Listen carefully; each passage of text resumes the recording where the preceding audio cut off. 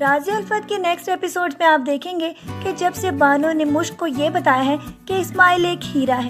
اس سے شادی نہ کرنے کی وجہ سے اس کی زندگی خراب ہو چکی ہے، لہٰذا جو بھی لڑکی اس کے ساتھ شادی کرے گی وہ بہت زیادہ لکی ہوگی۔ یہ ساری باتیں تو مشک کے دل میں بھی جگہ بنا چکی ہیں۔ پہلے تو وہ اس بات کے اوپر بہت زیادہ خفا تھی کہ اس کی اسماعیل کے ساتھ شادی کیوں ہوئی ہے، لیکن جب اسے یہ پتا چلا کہ بانو کے بھی اس کے بارے میں یہی جذبات ہیں اور اس کے والد بھی اس کو یہی کہہ چکے ہیں کہ اسماعیل ایک ہیرا ہے، اس کے بعد تو وہ اس کو اپنی زندگی میں جگہ دینے کے لیے تیار ہو جائے گی اور اس کے گھریلو کام کرنے میں ہی اپنی خوشی محسوس کرے گی۔ یہاں تک کہ اسماعیل یہ بھی کہہ چکا ہے کہ اگر وہ اس کی بہن کا خیال رکھے تو وہ اس کو روزانہ چین کر کے نہیں جایا کرے گا، اسی لیے تو وہ اس کو اپنے ساتھ رکھ کر بھی بہت زیادہ خوشی محسوس کر رہی ہے، ورنہ اس سے پہلے تو وہ اسماعیل کی بہن کو دیکھتے ہی آگ بگولا ہو جاتی تھی۔ کمپاؤنڈر سے اس کی بہن کو بچانے کے بعد تو وہ آہستہ آہستہ اس کے بہت زیادہ قریب ہوتی چلی جائے گی، اور یہ شخص جو کہ اس کی بہن کو نقصان پہنچانا چاہتا تھا اب وہ اس کو اس کے ساتھ نقصان پہنچانے کی اجازت نہیں دے گی، اسی لیے مشک تو اب اپنی زندگی میں بہت زیادہ خوش تھی۔ لیکن صاحبہ کی کارڈ کے ساتھ انٹری اس کی زندگی میں بہت زیادہ طوفان لے آئی تھی۔ وہ تو کبھی بھی یہ نہیں سمجھتی تھی کہ ارتضیٰ اس کے ساتھ اس حد تک بدلہ لے گا۔ وہی صاحبہ جس کو وہ اس کے ساتھ ملنے سے منع کیا کرتا تھا اور یہ کہتا تھا کہ یہ اچھی لڑکی نہیں، اب وہی صاحبہ اس کو اچھی لگی، یہاں تک کہ وہ اسے شادی کے لیے تیار ہو گیا ہے۔ یہ ساری باتیں تو مشک کے لیے بہت زیادہ شاکنگ ہوں گی، اسی لیے تو لاسٹ ایپیسوڈ میں آپ نے دیکھا تھا کہ ارتضیٰ کی اس شادی کی خبر کے بعد بہت زیادہ مشک پریشان تھی، اور وہ تو اس حد تک اپنے آپ کو قصوروار ٹھہرا رہی تھی کہ اسی کی وجہ سے ہی تو وہ صاحبہ کے ساتھ شادی کے لیے تیار ہوا ہے، کیونکہ وہ تو اس کو غلط سمجھتا ہے۔ اپنے ڈپریشن میں تو وہ بہت زیادہ آگے ہی آگے حد سے بڑھتی چلی جا رہی تھی،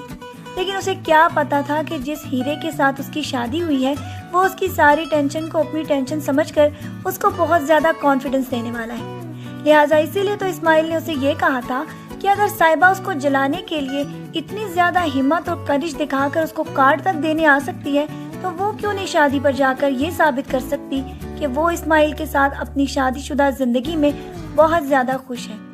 لہٰذا اسی لیے تو پہلے مشک کو بہت زیادہ افسوس ہو رہا تھا کہ ارتضیٰ کیوں صاحبہ کے ساتھ شادی کر رہا ہے، اسی لیے وہ اپنے سارے پرانے خوابوں کو یاد کر کے بہت زیادہ ڈپریس اور پریشان ہو رہی تھی، اور وہ یہ سمجھتی تھی کہ ارتضیٰ اس سے چھن چکا ہے،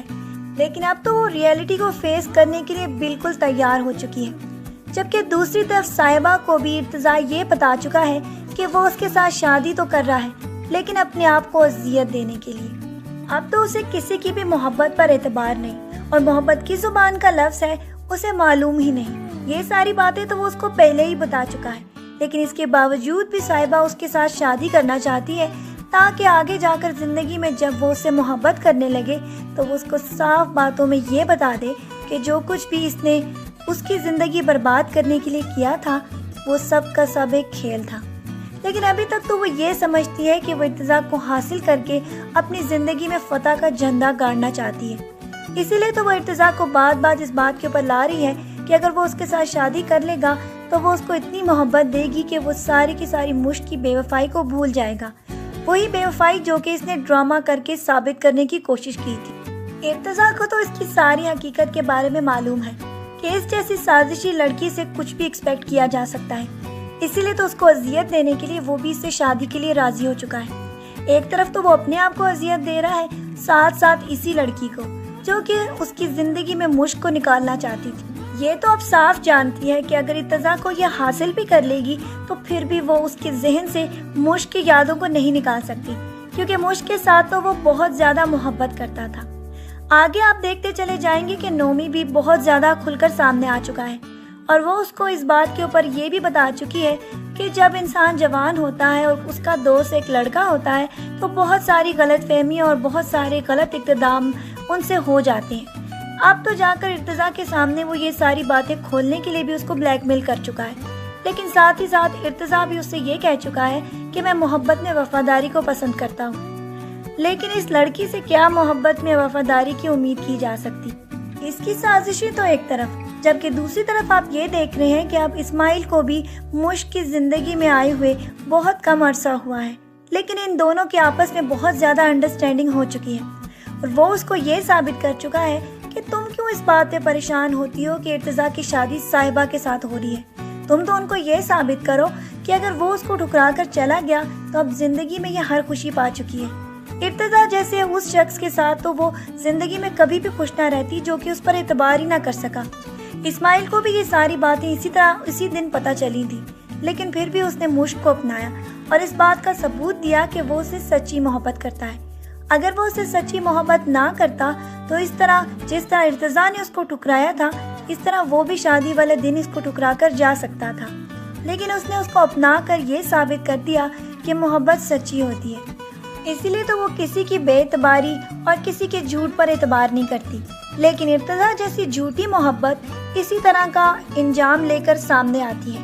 اگر یہ ارتضیٰ اس کے ساتھ سچی محبت کرتا تو آج اس کی شادی اسماعیل کے ساتھ نہ ہوتی، بلکہ یہ تو اس کی بات سن کر ساری کی ساری صاحبہ کی سازش کو بے نقاب کرتا، جبکہ ہوا تو اس کے برعکس تھا۔ ارتضیٰ نے تو اس پر یقین ہی نہ کیا اور نہ ہی اس کی بات سنی۔ اب یہ ساری باتیں تو پچھتاوا بن کر اس کے سامنے آ چکی ہیں۔ اپنی شادی کے دن وہ مشک اور اس کے میاں اسماعیل کو دیکھ کر بہت زیادہ ٹینشن اور ڈپریشن کا شکار ہو چکا ہے۔ وہ تو یہ چاہتا تھا کہ مشک کی زندگی میں اس کو دکھ پہنچا دے، لیکن اب وہ کیا کر سکتا ہے؟ اس کو خوش دیکھ کر اس کو بہت زیادہ ڈپریشن ہونے والا ہے، اور ساتھ ہی ساتھ صاحبہ اس کو پانے کے باوجود بھی اس کو صحیح طریقے سے حاصل نہ کر سکے گی۔